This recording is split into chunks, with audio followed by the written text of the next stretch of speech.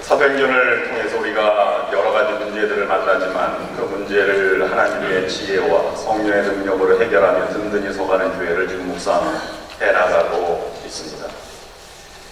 여러분, 사도행전에 있는 예루살렘 교회가 문제가 생겼습니다. 성령의 능력으로 불의 조 같은 성령 강림, 방언을 말할 때 모든 민족의 사람들이 다 알아들을 만큼 자기의 재산을 다 내려놓고 구제사업에 가난한 사람들이 서로 필요를 따라 나누어줬던 모이기를 힘쓰고 찬양했던 그 교회가 지금 내부적으로 문제가 생긴 것입니다. 원망이 그 교인들 사이에 시작이 되었습니다. 오늘 본문에 들어가기 앞서 우리가 먼저 묵상해 볼 수 있는 것은 그렇게 아름다운 공동체 성령의 역사가 있던 예루살렘 교회가 문제가 있었다면 우리 교회는 문제가 있을까요? 없을까요? 그렇게 믿으셔서 감사합니다. 우리가 우리의 교회도 문제를 안고 살아간다 하는 분명한 사실을 우리가 깨달을 수 있습니다. 개인도 가정도 교회도 어떠한 공동체도 문제가 없는 곳은 한 곳도 없다는 것입니다. 문제를 안고 만나고 씨름하고 살아가고 있는 것입니다. 이 문제들은 우리가 천국에 들어갈 때까지 끊이지 않을 것입니다. 그러면 문제들을 우리가 없이 할 수는 없으나 그럼 우리는 태도를 바꾸어야 됩니다. 어떻게 문제를 다루며 살아갈 것인가 하는 관점의 전환이 필요하다는 말씀입니다. 문제를 만날 때마다 생각해보는 것이 있습니다. 사람이 살아가는 동안 어떤 공동체나 가정이나 어떤 교회나 이 소속된 곳에서 세 부류의 사람들을 발견해 볼 수 있습니다. 첫째는 문제를 만들어가는 사람, 둘째는 문제를 지적하는 사람, 셋째는 문제를 해결을 하려고 부단히 노력하는 사람, 이렇게 나누어 볼 수 있습니다. 첫 번째, 문제를 만들어가는 사람은 신앙이 있건 없건 깊건 깊지 않건 상관이 없습니다. 또 교회에 애착이 있건 없건 상관이 없습니다. 중요한 요직에 있든 그렇지 않은 것과 상관이 없습니다. 또는 교회 안에 있건 또 교회 밖에서도 문제를 건드려서 교회를 고발한다든지 이런 어지러운 문제들을 우리가 만나 생기게 할 수 있습니다. 초대교회는 아나니아와 삽비라 거짓을 통해서 이 문제가 들어오게 되었습니다. 외부적으로는 바리새인과 사두개인들이 공회 앞에 사도들을 불러놓고 예수의 이름으로 전하지 못하게 하고 채찍질하고 내어보내기까지 환란이 있었습니다. 본문은 교회 내부적으로 원망의 소리가 나오게 된 것입니다. 우리는 적어도 우리가 세 부류 중에 문제를 만들어가는 사람은 포함되지 않아야 되겠다 하는 교훈을 먼저 생각해 봅니다. 두 번째는 문제를 지적하는 사람입니다. 만들어서 가는 사람과 동일하게 문제를 지적하는 사람도 신앙의 깊이와 상관없습니다. 교회 안에 있든 밖에 있든 상관이 없습니다. 교회 요직에 있든 요직에 있지 않든 상관이 없습니다. 이것은 문제야 라고 하는 관점의 사람들이 있다고 하는 것입니다. 근데 가정에서 만약에 우리가 우리 집은 이게 문제야 라고 하는 대상이 어머니나 아버지였다면 그 가정은 큰 문제입니다. 왜 그렇죠? 어머니와 아버지는 문제를 지적하는 사람이 아니라 끌어안고 해결하는 사람이기 때문에 그렇습니다. 주로 아이들이, 철없는 아이들이 이건 문제야 뭐 이렇게 얘기하는 것은 그래도 이해가 가는 것입니다. 만약에 가정에 그런 걸 지적했다면 가정의 자격이 부족한 것이지, 교회에서도 문제를 지적하는 사람은 그런 교회를 이끌어가는 기둥이 될 수 있는 성도는 아닙니다. 마지막 세 번째는 문제를 해결하는 사람들인데요, 문제를 만들어가는 사람이 아니요 문제를 지적하는 사람도 아닙니다. 문제를 해결하는 사람입니다. 제가 언젠가는 예수의 사람은 문제를 먼저 보기보다는 해답을 먼저 보는 사람들이다 이렇게 말씀을 드린 적이 있습니다. 사람은 맨 먼저 볼 때 특별한 경우가 아니면, 눈에 콩깍지가 씌우지 않으면 단점이 먼저 보이게 되어 있습니다. 왜 그러냐면 내가 부족하기 때문에 그렇습니다. 타락한 본성 때문에 다른 사람이 보기에 단점이 보이는 것입니다. 우리 교회 맨 처음에 들어오면 어떻다 이런 분위기가 딱 느껴지는 것과 마찬가지입니다. 그런데 사람이 많고 또는 해결해야 될 부분이 책임이 막강할수록 단점, 문제보다는 해결점을 먼저 보이죠. 가정에서 어린아이가 아프면 왜 아픈지를 묻기 이전에 병원에 응급실에 가든지 고치려고 하는 것이 부모의 마음인 것처럼 그렇게 문제가 먼저 보인 것이 아니라 해답이 먼저 보이게 된 것입니다. 예수님이 그렇게 봤어요. 예수님 모든 사람을 다 사랑했죠. 그래서 많은 사람들의 죄를 보기보다는 그의 앞으로의 미래에 살아갈 것을 먼저 보았습니다. 내가 너를 개발하리라. 내 믿음의 반석 같은 믿음 위에 내 교회를 세우겠다. 또는 중풍병자를 내린 4명의 그 친구들 앞에 이 중풍병자를 보고 내 죄사함을 하나느니라. 12의 혈루병 앓는 여인이 옷자락을 만졌습니다. 그래서 누가 옷자락을 만졌느냐? 라고 물었지 왜 만졌느냐? 라고 묻지 않았습니다. 그래서 따라 내 믿음이 너를 구원하였으니 평안히 가라. 내가 내 병에서 나음을 입을지어다. 이렇게 말했습니다. 가늠한 여인에게도 왜 죄를 지었느냐? 라보다는 다시는 죄짓지 말아라. 이렇게 말씀한 것입니다. 우리도 그렇게 말하고 싶어요. 근데 우리가 예수님이 아닌 이상 그렇게 말되기가 어렵다고 하는 것입니다. 그런데 여기에 생각해 보아야 할 것이 한 가지 있습니다. 문제를 해결하는 사람은 적어도 교회를 사랑하거나 교회의 중요한 중심이 되는 기둥과 같은 사람입니다. 중요한 중심이 되는 사람은 누구일까요? 우리 교회를 예를 들어보면 누가 기둥이 될 만한 사람일까요? 임원회장이 그럴까요?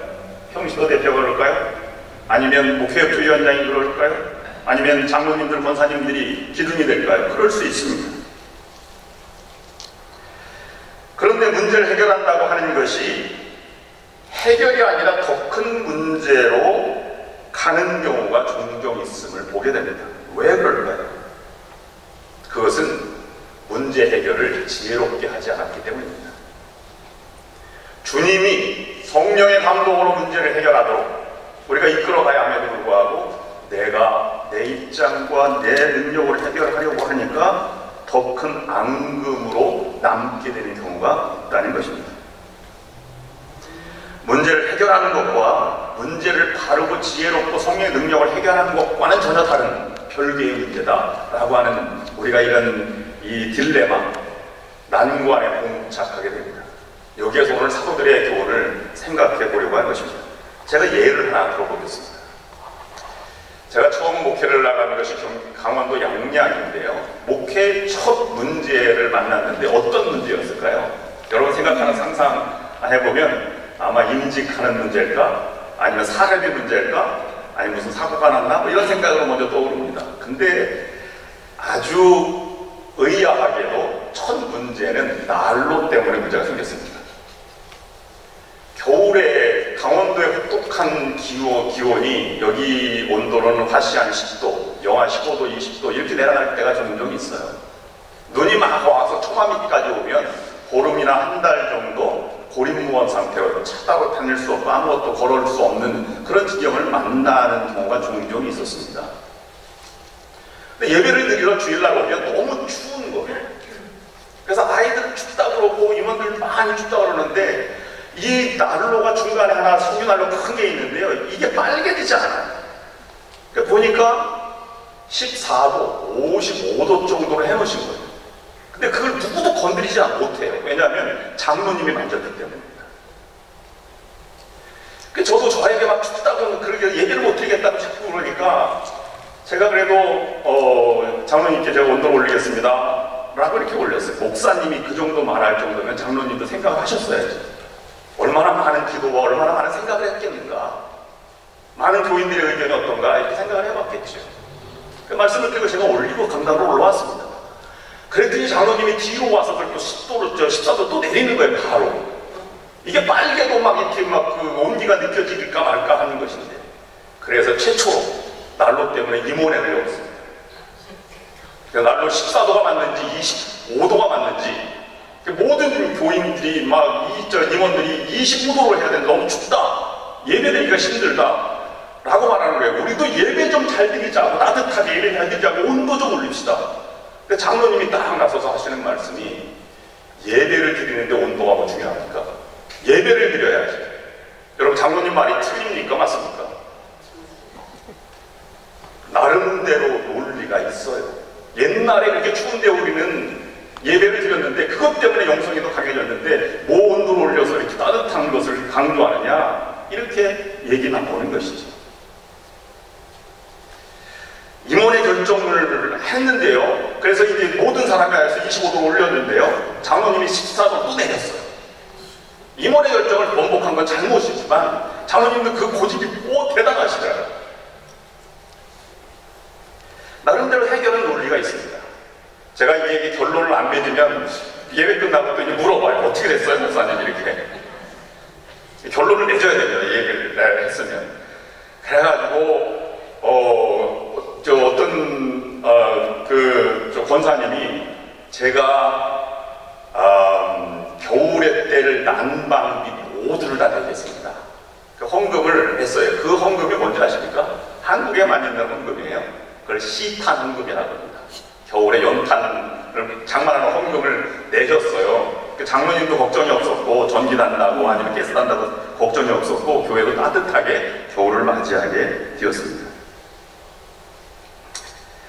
우리가 이런 것을 생각해 보면 아무것도 아닌 문제인 것 같은데요. 깊이 들어가면 엄청난 문제가 있습니다.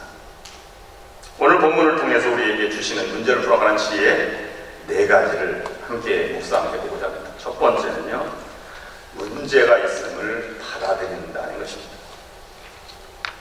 아름다운 공동체 하나가 되어서 성령이 충만한 공동체에 문제가 생겼어요. 원망이 생겼습니다. 그걸 무시할 수도 넘어갈 수도 있는 문제였지만 사도들은 그것을 통해서 예민하게 그 문제가 문제다라고 받아들이게 되었다는 것입니다. 아나니아와 삽비라가 거짓말했을 때는 베드로 사도가 그것을 아주 지혜롭고 명쾌하게 해결이 되어서 하나가 되는가 싶더니 이제는 내부적으로 원망의 소리가 들리게 된 것입니다. 우리 교회도 많은 문제가 있습니다. 가정도 개인도 많은 문제가 있습니다. 여러분, 문제가 있습니까? 그런 문제를 문제로 받아들이기를 바랍니다. 그리고 그 문제를 문제로 삼지 말고 오늘 본문에서처럼 예루살렘 교회가 더 든든히 서가는 길이 무엇일까? 하나님이 이 문제를 통해서 어떻게 나를 인도하실까? 라고 하나님께 물으시기를 바랍니다. 그러면 그 문제는 문제로 끝나지 않고 새로운 은혜와 하나님의 손길을 경험하는 놀라운 하나님의 방법으로 사용될 것입니다. 그런 지혜를 우리가 먼저 가져야 할 것입니다.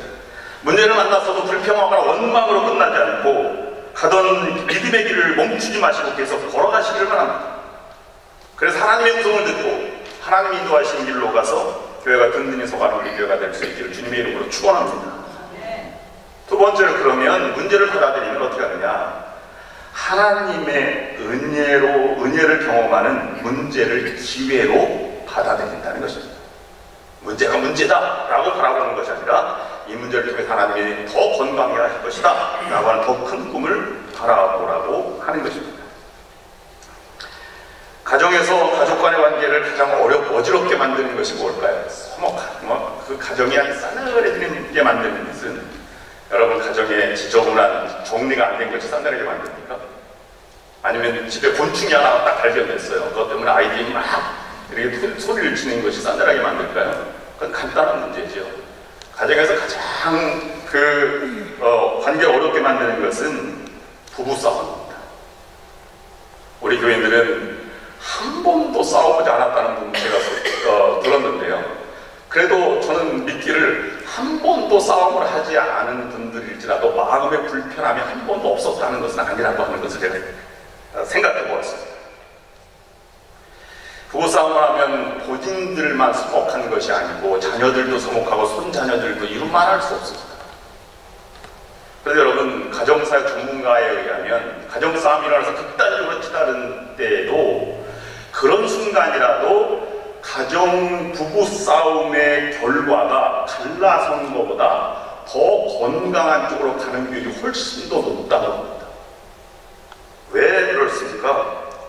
그것은 부부싸움의 문제를 그 문제로 보지 않고 오히려 그 갈등을 통해서 더욱더 가까워지는 이해도를 넓히고 해결점을 찾아가는 경우가 그렇다고 하는 것입니다.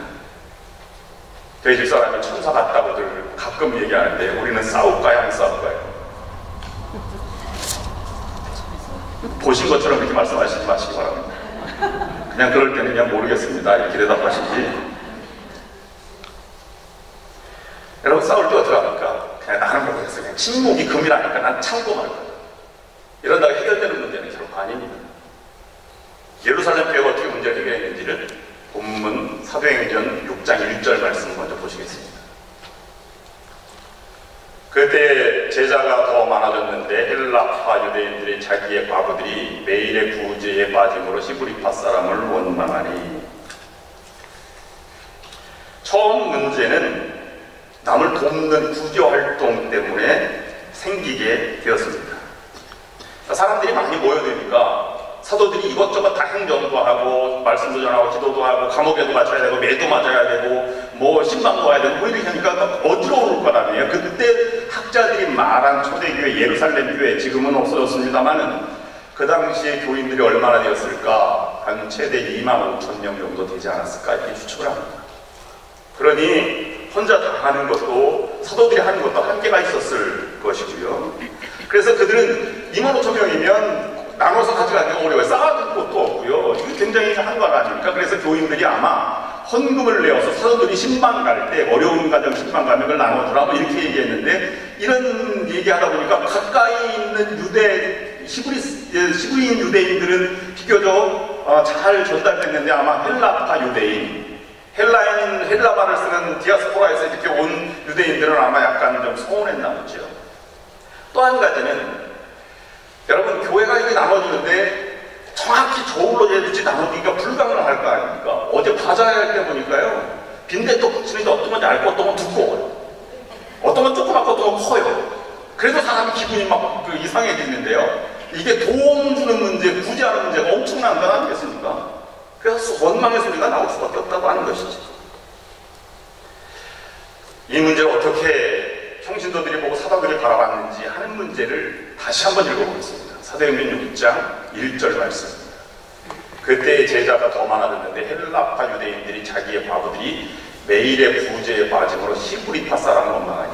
지금 헌금은 누구한테 올렸습니까? 사도들한테 올렸습니다. 누가 전달해 줍니까? 사도들이 전달합니다. 그러면 자기가 구제에 빠졌으면 사도들께 와서 이야기를 했어야 오는데 헬라파 유대인들이 히브리파 사람들, 평신도들에게 원망을 가졌다는 것입니다. 왜 많이 갔느냐? 사실은 원인은 그들도 그렇게 직접적인 관계가 없는데 말입니다. 교회가 이렇게 되면 나눠지는 것이 누구 편이냐? 목사 편이냐? 아니냐? 장로 편이냐? 아니냐? 이렇게 하면 교회가 갈라지는 겁니다. 우선순위를 사도들이 회복한 것이 아주 중요한 것입니다. 이 사도들이 말씀과 기도에 집중하게 되었고 그 결과로 7 집사 조직이 갖춰지게 되었고요. 그 다음에 더 나아가는 것은 평신도 지도자 스데반이라고 하는 위대한 평신도 지도자가 선택되어서 일꾼으로 발탁되는 과정이 여기에 나와 있게 됩니다. 그들은 갈등의 문제를 사도들에게 이임함으로 더 놀라운 조직과 사람을 얻게 되었다는 것입니다. 하나님의 손길을 경험하게 되었고 교회에 덕을 세우게 되었다는 것입니다. 문제는 새로운 도약의 출발점이 되는 길이어야 한다고 하는 것입니다. 그럼 세 번째, 그러면 우선순위를 어떻게 두는 것이 좋은가? 여러분 문제가 있으면 여러분 싸움이 한번 시작되면요 이성보다는 감정이 앞서기 때문에 말꼬리가 자꾸 늘어지는 경우가 대부분입니다. 그래서 싸움은 시작하지 않는 것이 제일 좋고요. 싸웠다면 물러설 곳이 없기 때문에 누가 하나가 피를 봐야 끝이 나게 되어 있어요. 싸움의 생기는 그렇습니다. 그래서 싸움을 하지 않는 것이 제일 좋습니다. 문제가 딱 생겼잖아요. 그럼 문제가 생겼으면 제일 먼저 해야 될 일은 신앙인들처럼 사도들의 입장을 취하는 것입니다. 한 걸음 물러서서 문제를 뒤로 하고 사도들은 자신들을 바라보는 것입니다. 내가 가는 길이 옳았나? 사도들은 이런 원망이 있을 때 원망을 그냥 그 원망대로 있는 것을 그대로 처리하지 않았습니다. 만약에 우리 같으면 이렇게 했을 것입니다. 도대체 누가 그렇게 사람을 무시했냐? 베드로가 그 성금을 나눠줬냐? 베드로 나와서 공개 사과하십시오. 이렇게 회의를 하지 않았다는 것입니다. 성령 충만한 교회에서 그러니까 이렇게 얘기했어요. 은혜 충만한 사람이 야 그런 것도 성령의 충만을 받았다는데 그런 것도 이해 못하냐? 와서 금식하고 기도해 라고 윽박지르지 않았습니다. 사도들은 그 문제가 있을 때 문제를 뒤로 하고 자신을 돌아봤습니다. 우리가 한 일이 무엇이었지? 내가 왜 교회 나왔지? 내가 어떻게 사도들로 제일 먼저 주님께 부름받은 것이 무엇이지? 말씀 증거와 기도인데 그걸 잃어버린 것이 아닐까? 라는 우선순위를 생각해보게 되었습니다. 여러분의 가정에, 교회에 아니면 여러분 개인에 중요한 문제가 생긴 것의 가장 중요한 원인은 삶의 우선순위를 잃어버렸기 때문에 생겨나는 문제들입니다.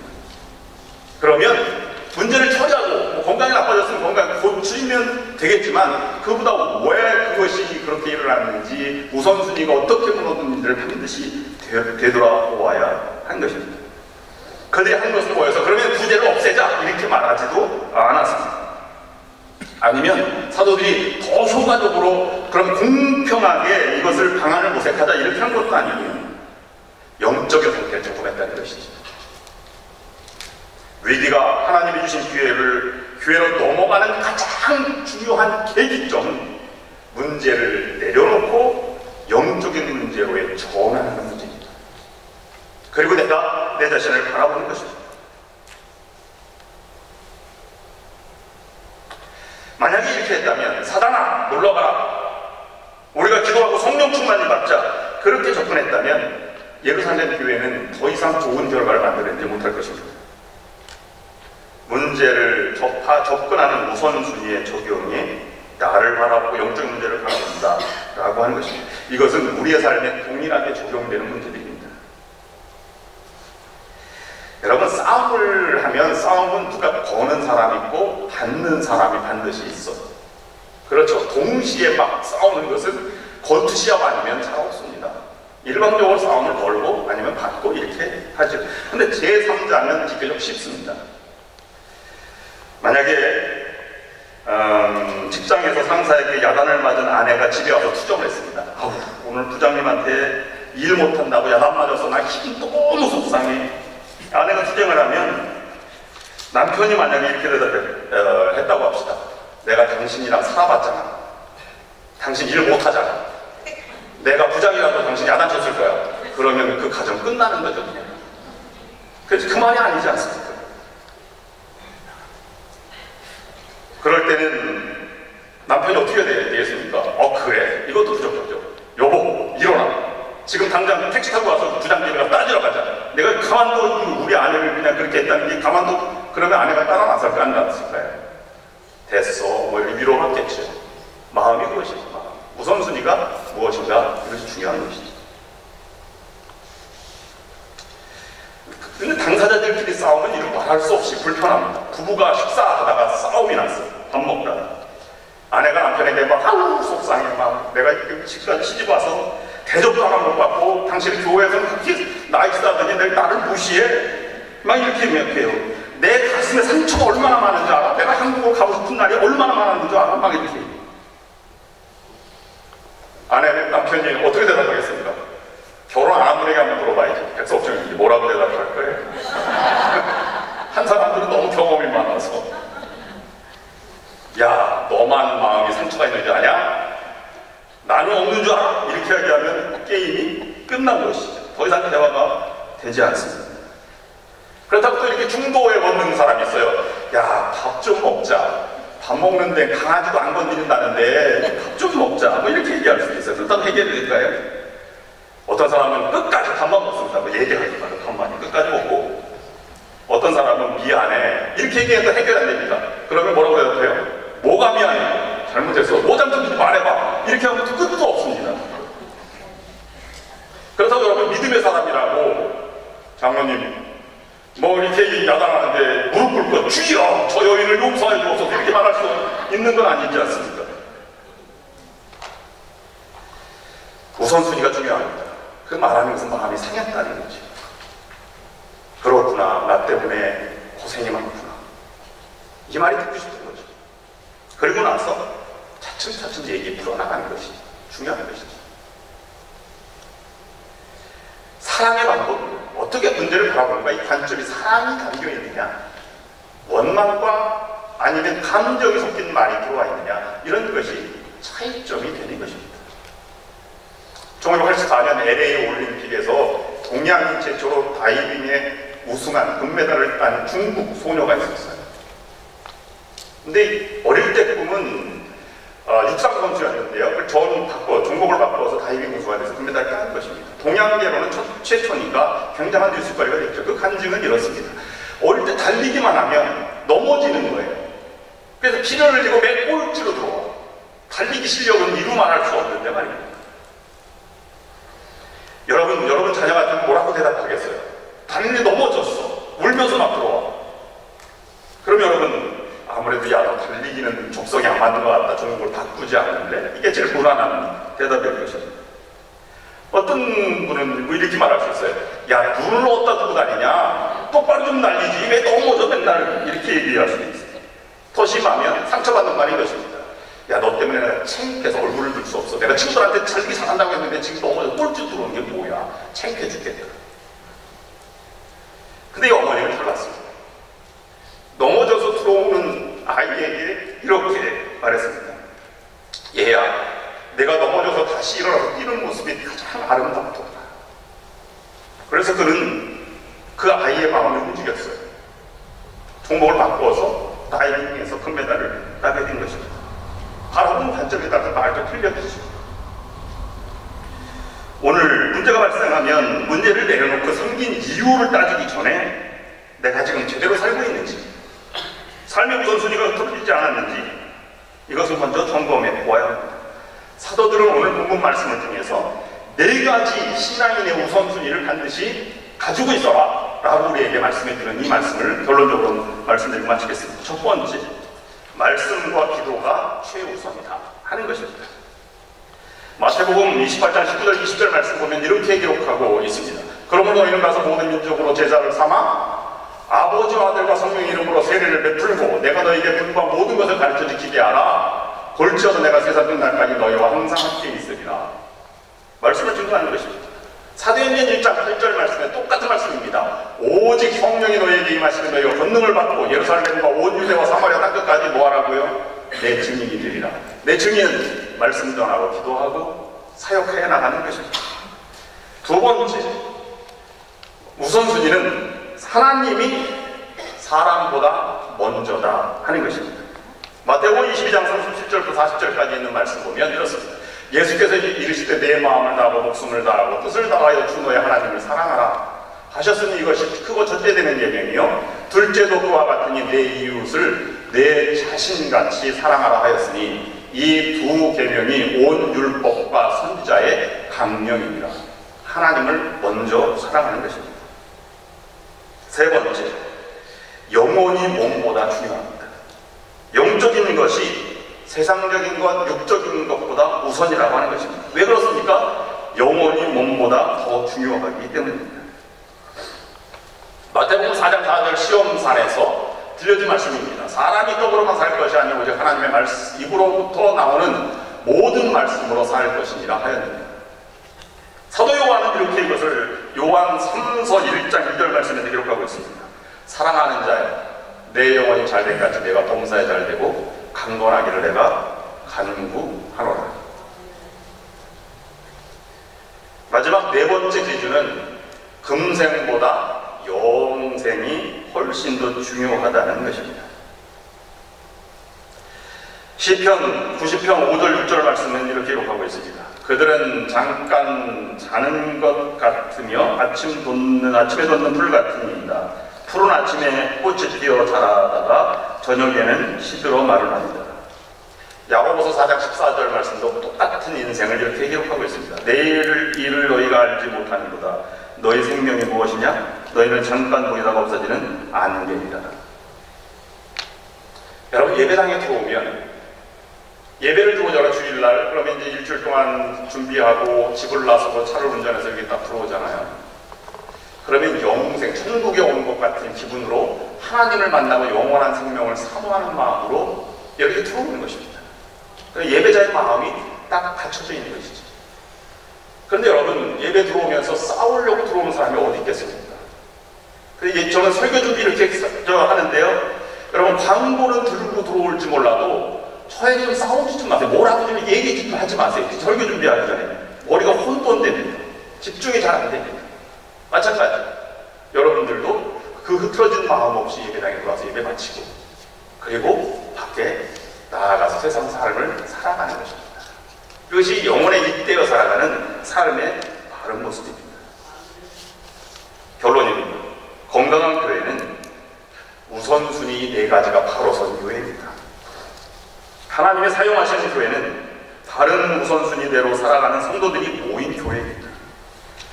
문제가 있으니까 답을 먼저 찾으려고 하지 말고 먼저 우선순위를 바로잡아 보시기 바랍니다.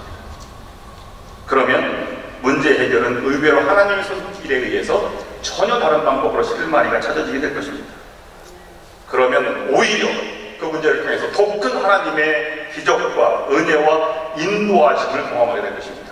그런 여러분과 우리 교회가 될 수 있기를 주님의 이름으로 축원합니다. 기도하겠습니다.